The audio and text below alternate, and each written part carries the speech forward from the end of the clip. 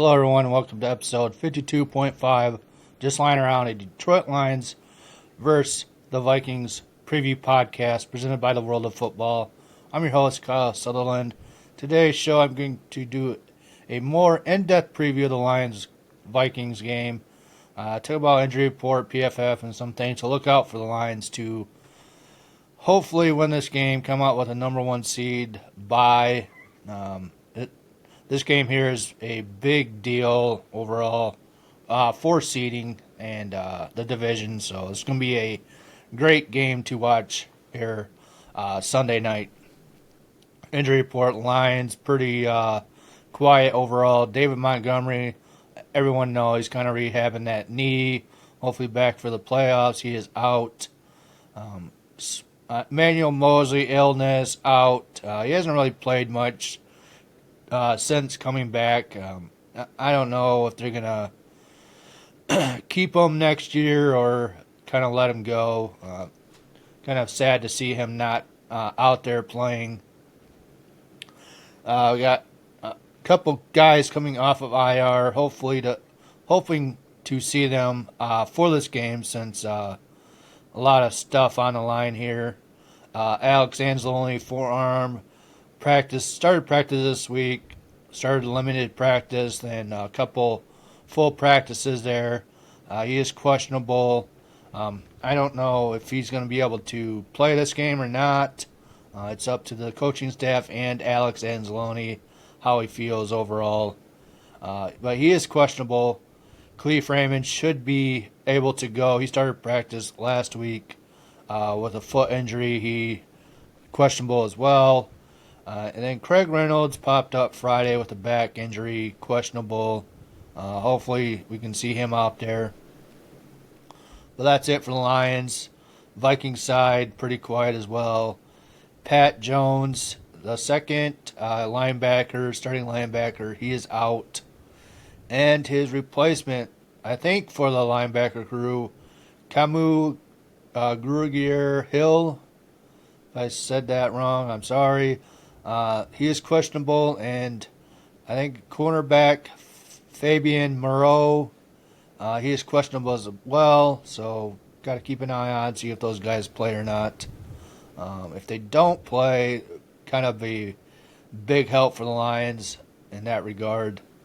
PFF, overall, Lions first offensive, just cranking out big time numbers, touchdowns, and all that stuff. Hard to stop the offense for the Lions. They're ranked second. Defense is still kind of slipping, hopefully, with Anzalone back. Kind of get the original linebacker crew back in place with Campbell, Anzalone, and Reeves Maben kind of as their second string linebacker coming in. He also got Nowoski, too, kind of helps. But their defense is ranked 7th. So kind of slipping still. Vikings side, overall they're ranked 7th. Offense, with all that talent around them, ranked 5th. Defense, not a lot of big guys. They're kind of more of speed, blitzing team. They're ranked 10th. So kind of interesting how they play versus the Lions here coming up. Keys to winning the game, offensive side of the ball. It is at home, Sunday Night Football. Lions will be wearing their blackout jerseys versus a Vikings whiteout jersey, so that's going to be awesome to see there. I know the Lions are going to put on a big show. Hopefully the crowd is rowdy, helping out the Lions any way they can. But for the Lions themselves, run the ball with Gibbs. Like I said, not a lot of big guys up front. They're built more for speed, the Vikings defense that is. So they're going to allow Gibbs to maybe pass the second level, maybe this pass the first level, maybe the second level, but they're going to catch up to him. Run the ball to set up the pass game. Like I said, they're missing a key linebacker, Ivan Pace Jr., maybe his backup. So that middle of the field should hopefully open up for Goff with Laporta, St. Brown, JMO. Maybe we'll see Khalif Raymond out there, so that'll be helpful as well.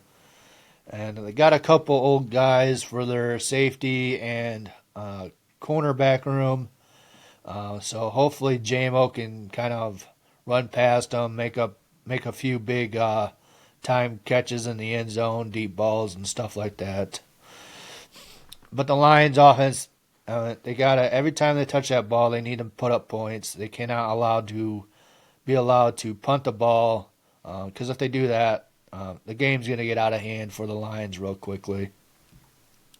Lions defensive side of the ball. We need to see a lot more safety blitzes from Iffy, Branch, Nowalski, maybe a linebacker blitz, because we cannot let Darnold have time in the pocket because he will pick this defense apart if he's allowed to stand there for more than 4 or 5 seconds. With the talent he has to throw to, I'm talking about Jefferson, Hawkinson, Jones out of the backfield, Addison. So yeah, cannot let Darnold have time in that pocket. Like I said, hoping to see Anzalone back out there, but kind of a far chance to see him out there. I think he might be ready to go for the playoffs. Even he was talking about it. Like, if he gets hurt this game or something pops up, like, is it worth it rather than seeing him haven't played in the Super Bowl? So, big decisions on those parts. But yeah, from last week to this week, the linebacker core, they need to tighten up. We don't want to have what happened last game happen during this game. Big holes in the middle of the field. Linebacker core seem off tempo. So hopefully they can figure that stuff out. Jalen Reed's Maven's second game this game, so hopefully he's getting his tempo back in place or whatever. So we'll have to see there. We also need Kirby Joseph to have a couple more interceptions, at least one, maybe two, maybe Brian Branch, Iffy. Those guys can get an interception or a stop. But if we can get the Vikings to punt a couple times, that'll be a big help for the Lions overall. But yeah, that's it for me this week. I hope you enjoyed this video. We will see you on the next episode after the Lions versus Vikings game, probably Monday. But yeah, hopefully the Lions come out with a win. First round bye, another division win to put up on the Raptors there. But most of all, just remember to go Lions, and hopefully, yeah, good game this Sunday night. And we'll see you on the next one. Thanks.